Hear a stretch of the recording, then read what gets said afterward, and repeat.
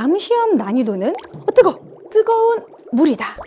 뜨거. 이번 60위에 한능검 시험 보시느라고 너무 수고하셨습니다. 무엇보다 월드컵 시즌이었잖아요. 제가 그때 가다반 라이브로 진행을 했었는데 실시간 채팅으로 저희 응시장에 10명이나 안 왔어요. 막 이런 식의 채팅글이 올라왔었습니다. 실제로 많은 분들이 또 결시를 하기도 했고 한 해의 마지막 시험이 워낙 어렵다라는 소문이 있어서 또 응시율조차 좀 낮았었던 것 같습니다. 자, 여러분들은 어떻게 보셨나요? 이번 시험 난이도는 제가 예상했던 대로 불시험이었습니다. 많이 어려웠죠. 작정하고 어렵게 냈더라고요. 그런데도 불구하고 어느 정도 기본기를 탄탄히 다지신 분들은 그래도 합격 소식을 전해주시기도 했습니다. 오늘은 이번 60위의 한능검의 난이도를 분석해 보면서 다가오는 2023년의 첫 시험 63회 한능검 어떤 식으로 나올지 한번 예측해 보도록 하겠습니다. 참 여러분, 깜짝 이벤트를 준비했는데요. 작년에 에듀윌 한국사 교재로 합격하신 분이나 이번 시험에 합격 예정이신 분들 주목하세요. 에듀윌 한능검 후기를 커뮤니티나 본인의 SNS에 업로드할 경우 선착순 50분에게 네이버페이 1만 원권을 100% 드린다고 합니다. 쇼츠나 블로그나 인스타 요즘 많잖아요. 여러분 자주 하신다면 한 군데라도 꼭 업로드 해보시기 바랍니다. 참여 기간은 2023년 3월 2일 목요일까지고요. 미션 달성에 대한 상품 안내는 3월 9일 목요일 개별 안내 예정입니다. 참여 방법은 두 가지인데요. 커뮤니티 게시판 합격 수기를 달성을 하는 겁니다. 두 번째는 본인의 SNS 게시물에 업로드하는 것입니다. 근데 여기서 중요한 거는요. 중복 참여가 가능해요. 1+1이 가능합니다. 1만 원권을 두 개를 다 받을 수가 있어요. 그러니까 여러분들 적극 참여하시기 바랍니다. 참여 혜택에 관련된 자세한 내용은 저희 고정 댓글 한 번 더 확인해 주시기 바랍니다. 한국사 불 가리기.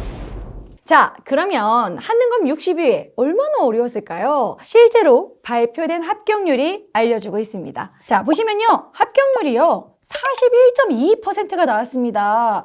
최근에 어려웠다라고 하는 59회도 합격률이 46%였거든요. 역대급으로 낮은 거예요. 41%면 진짜 어려웠다는 거죠.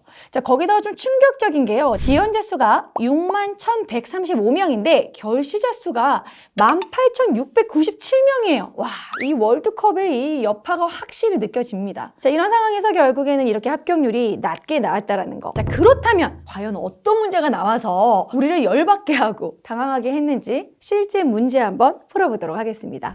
자, 일단 18번 문제입니다. 저는 사실 이 문제가 제일 화가 났거든요. 여러분들이 코난이 돼야 됩니다. 추리가 필요해요. 자, 볼게요. 밑줄은 그에 대한 설명으로 옳은 것은 이 그림은 고려 말 사문 중 하나인 모근의 초상화이다. 모근이 호인 것 같은데 잘 모르겠죠? 자, 이곡의 아들인 그는 고려 원의 과거에 합격했으며 문화시중 등의 관직을 역임하였다. 고려옥이 성리학의 보급에 노력한 대표적인 인물. 여기 부분에 밑줄 쫙 해주시고 성리학의 보급을 했다라는 건 제자를 좀 양성했겠구나라고 유추하셔야 돼요. 이 초상화는 당시의 관복을 충실하게 표현하여 보물로 지정하였다. 다들 어리둥절해요. 아, 누굴까 이분은. 일단은 여기서 이제 우리가 추리가 들어가야 됩니다. 세 번째 줄에 이곡의 아들이라는 부분에서 이 씨겠구나. 아버지가 이 씨니까.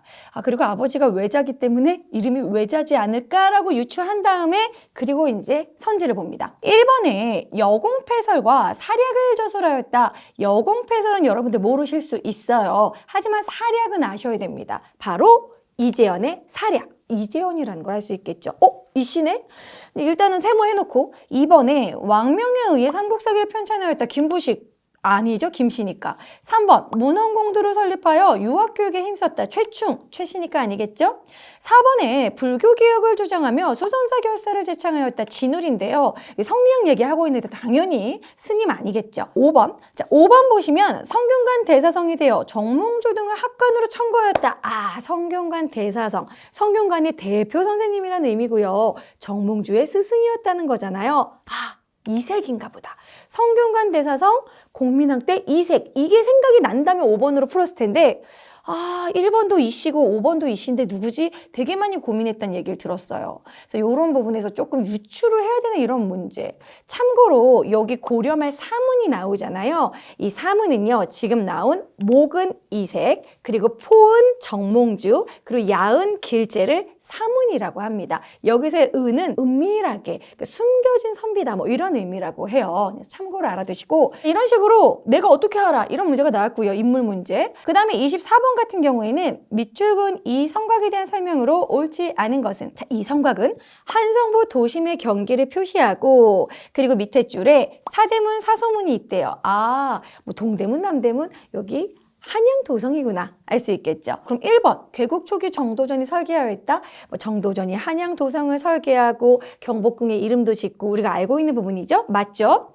자, 그리고 도성을 만들려고 하니까 도성을 조축하는 도감이 있었겠죠. 도성 조축 도감. 말은 어렵지만 맞습니다. 3번 후금의 침입에 맞서 정봉주가 항전한 곳이다. 아유, 긴가민가 했을 거예요. 그 다음에 4번 조선시대 축전 기술에 변화 과정이 잘 나타나 있다. 이 부분도 맞는 말이죠. 그리고 일제강점기 때 각 고궁들이라든지 이런 도성들이 많이 훼손됐어요. 자, 그래서 속어법으로 3번으로 푸신 분들도 있겠지만 확실히 이 정봉수가 항전한 곳을 몰라서 어려운 문제입니다.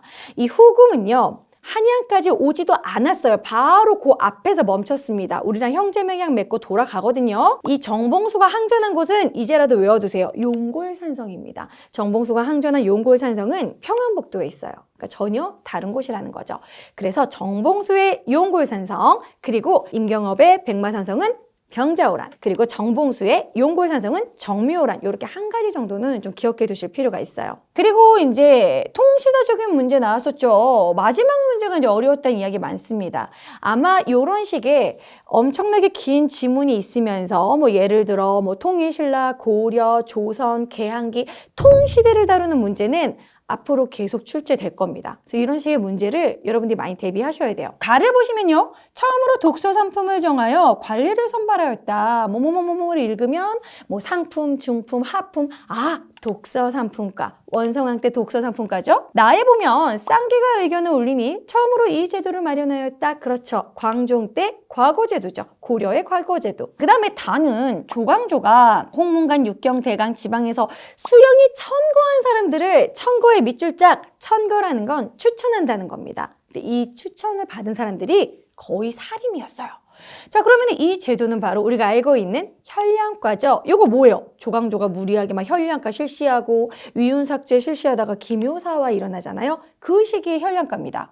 자, 그 다음에 라는 의정부 및 각부 판임감을 임명할 시에는 이 밑에 줄 외국 유학생이 나옵니다. 이거 밑줄 그어주세요. 외국 유학생?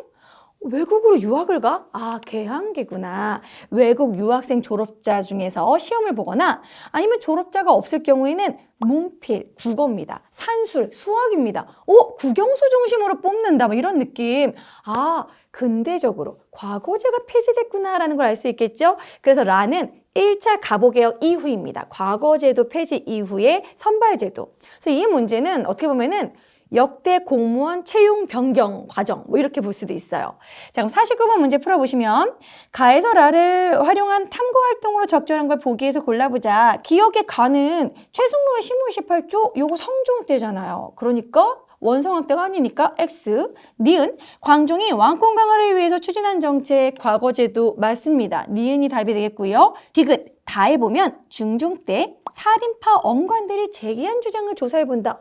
중종 때 살인들이 현량가를 주장한 내용이니까 맞겠죠. 그런데 리을은 라, 임술농민봉기를 수습하기 위한 정부의 대책 아니죠. 가보개혁은 고종 때 일어났습니다. 임술농민봉기는 언제 일어났어요? 그렇죠. 철종 때죠. 그렇기 때문에 시기적으로 틀린 부분이죠. 자, 그렇기 때문에 니은 디귿 3번이 정답이 됩니다. 근데 이렇게 보기를 분석하는 것도 좀 다소 까다롭게 됐다라고 볼 수 있겠고요. 50번 문제가 좀 어려웠습니다. 50번은 밑줄근 기역과 니은에 대한 설명으로 옳은 것은 이라는 3점짜리 문제인데요. 이 기역은 쌍기가 의견을 올린 고려 때 과거제도고요. 니은은 조광조의 현량가입니다. 이제 조선의 전기라고 할 수 있는 중종 때죠. 자, 그런데 왜 3점짜리 문제냐? 선지가 좀 까다로웠고 이건 거의 공무원 한국사 수준이었어요. 자, 1번부터 보겠습니다. 기역이 역분전이 제정되는 결과를 가져왔다. 기역은 고려의 과거제도인데 역분전은 고려 태조 왕건 때고 과거제도는 고려 광종 때잖아요. 시기적으로도 전혀 틀립니다. 2번 보시면 지공가와 합격자 사이에 좌주와 문생관계가 형성되었다. 이게 뭐지? 라고 생각하시는 분도 꽤 있을 거예요. 지공거는 과거 시험을 실제로 출제하는, 과거 시험을 진행하는 사람을 얘기합니다. 그리고 합격자는 이제 그걸로 합격한 거죠. 그런데 고려는 나를 합격시켜준 평생 스승이다 이러면서 과거 시험 때 만난 그 인연이 계속 가요. 계속 정치적인 관계로 계속 갑니다. 그들의 관계를 좌주와 문생이라고 합니다. 그래서 나는 어느 선생님이 나를 뽑아줬어 이러면서 일단은 시험이 끝나면 그 선생님한테 이렇게 답례로 막 술과 이런 음식을 가져와서 이렇게 보답을 하고요. 그 뒤로도 계속 스승으로 섬깁니다. 이것이 이제 그 스승님을 좌주, 그 학생들, 그를 따르는 학생들을 문생이라고 합니다. 꼭 알아두세요. 앞으로 또 출제될 수 있는 선지입니다. 자, 그 다음에 니은에 보시면 현량과인데요. 3번에 보면 재수과, 명경과, 잡과, 승과, 승과가 있죠. 요거는 과거 시험이 고려 거잖아요. 고려 때 과거 시험이었기 때문에 현량과와 관련이 없습니다. 그 다음에 4번은 성균관에서 보는 관시, 한성부에서 보는 한성시, 각 지방에서 보는 향시. 이거는 일반적인 과거 제도로 설명하는 것이고 현량과는 참고로 문관과 무관만 뽑았습니다. 그래서 해당되지 않겠죠. 자, 그리고 5번의 기억, 니은, 홍범 14조 반포를 계기로 시행하였다. 요건 라에만 해당되는 내용입니다. 기억, 니은과 관련이 없어요. 그래서 정답은 2번이 되는 겁니다. 자, 역시나 마지막 시험까지 정말 너무너무 어려웠죠. 새로운 유형의 문제, 일명 내가 이걸 어떻게 알아? 이런 식의 인물 문제가 나온다던가 아니면 긴 지문으로 통시대적인 문제가 나오기 때문에 전체 시대를 파악을 해야지만 풀 수 있는 그런 문제가 나온다라는 겁니다. 자, 이럴 때 여러분들 절대 당황하시면 안 돼요. 80점만 넘으면 되니까요. 여러분들은 기본 베이스가 지금 머릿속에 있기 때문에 당황하지 말고 선지와 함께 문제를 푸시면 됩니다. 다가오는 대망의 2023년 63회 한능검 그 난이도를 예측해 본다면 제 생각에는 62회랑 비교했을 때 그만큼 어렵지는 않겠지만 뜨거! 그 정도의 물시험이지 않을까. 그냥 미지근한 온탕 정도? 아닙니다. 최종 보스라고 할 수 있는 정말 뜨거운 열탕 있죠? 그 정도 수준이 될 것 같아요. 최근에 발표가 있었습니다. 한능검 출제자 측에서 앞으로 긴 지문 계속 나올 거야. 새로운 유형 낼 거야. 만만하게 보시면 안 돼요. 지금 막 어떡하지? 이렇게 걱정하신 분들 있을 텐데 걱정하지 마세요, 여러분. 결국 열심히 하면 붙게 되어 있습니다. 마지막으로 2023년 한국사 능력 검정시험 일정 한번 보고 가실게요. 자, 제 63회는 시험 일시가 2023년 2월 11일 토요일에 있습니다. 자, 그리고 64회는요 4월 15일 토요일에 있고요. 65회는 6월 17일 토요일에 있습니다. 66회는 8월 13일 일요일에 있고요. 67회는 10월 21일 토요일, 68회는 12월 2일 토요일에 있습니다. 여러분 이렇게 캡처 찰칵 해놓으시면 되겠죠? 한국사 공부 의욕이 막 샘솟으시나요? 지금 바로 공부하셔야 됩니다. 이제는 시험이 만만치가 않아요. 에듀윌 한국사에는 제가 찍은 한능검 심화 강의가 무료로 쫙 이렇게 올라가 있습니다. 제가 앞부분은 항상 요약해서 필기를 해드리거든요. 필기도 스샷 찍어가지고 여러분들이 좀 정리하시면 좋을 것 같고요. 에듀윌 5일기출 문제집에는 QR코드가 있거든요. QR 찍어서 폰으로 뭐 버스 안에서 지하철 안에서 아니면 화장실에서 언제든지 계속해서 문제를 푸셔야 됩니다. 이제는 사료가 중요하기 때문에 계속해서 여러 가지 사료를 접하는 게 정말 좋습니다. 그러면은 63회 한능검 열심히 대비하시고요. 다음 물불가리기 때 만나요. 안녕! 에듀윌 합격 패스.